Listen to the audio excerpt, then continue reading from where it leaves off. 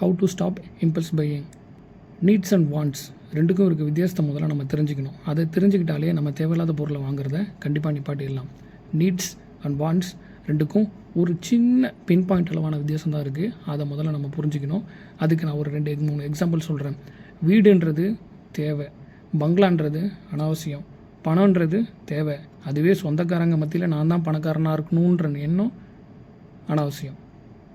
தண்ணின்றது தேவை, அதுவே mineral water தான் குடிப்பேன் அப்படின்னு சொல்கிறது அனாவசியம். இப்போ உங்களுக்கு தேவை எது, அனாவசியம் எதுன்றது புரிஞ்சிருக்கும்.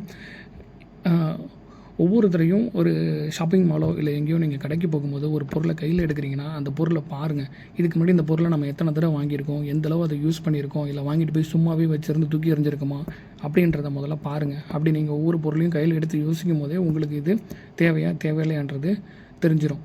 2வது, தள்ளி போடுங்க.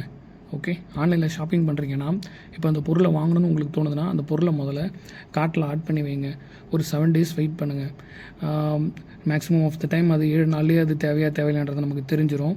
அப்படி இல்லையா இன்னும் ஒரு 1 monthக்கு அதை தள்ளி போடுங்க. 1 month தள்ளி போடும்போதே அது தேவையா தேவையில்லைன்றது நமக்கு தெரிஞ்சிடும். கண்டிப்பாக தேவையாக இருந்தால் அந்த 1 month இன்டர்வலுக்குள்ளேயே நம்ம அதை போய் வாங்கியிருப்போம். இந்த 2 விஷயத்தை நீங்கள் ஃபாலோ பண்ணுங்கள். வெளியில் போய் ஷாப்பிங் பண்ணிங்கன்னா ஒரு பொருளை கையில் எடுக்கும்போது அது தேவையா, அது தேவையில்லையா, இதுக்கு முன்னாடி அந்த பொருளை நம்ம வாங்கியிருக்கோமா, வாங்கி எப்படி யூஸ் பண்ணியிருக்கிறோம், எவ்வளோ நாள் அதை வச்சுருந்துருக்கிறோம் அப்படின்றத முதல்ல பாருங்கள். 2வது, ஆன்லைனில் ஆர்டர் பண்ண போகிறீங்கன்னா எந்த பொருளாக இருந்தாலும் கார்ட்டில் ஆட் பண்ணி கொஞ்சம் நாள் அதை வெயிட் பண்ண வைங்க.